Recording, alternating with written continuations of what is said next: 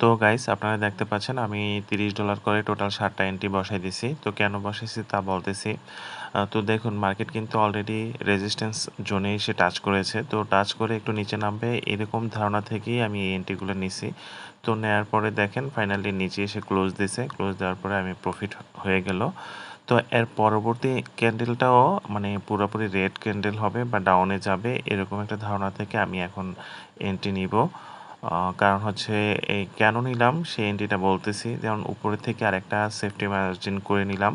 এই জন্য নিলাম যে দেখুন এর আগে যে রেজিস্ট্যান্স লেভেল ছিল সেই রেজিস্ট্যান্স লেভেল কিন্তু ব্রেক করতে পারে নাই। উইক ক্যান্ডেল দিয়ে নিচে নেমে চলে আসছিল পূর্বের ক্যান্ডেলটা। তাই এখন আমি এটা ডাউনে এন্ট্রি নিছি। কারণ আমি শিওর যে মার্কেট এই রেজিস্ট্যান্স লেভেল ভাঙতে পারবে না, এখন নিচের দিকে আসবে। তো দেখা যাক কি হয়। এই যে অলরেডি এটাও উইন।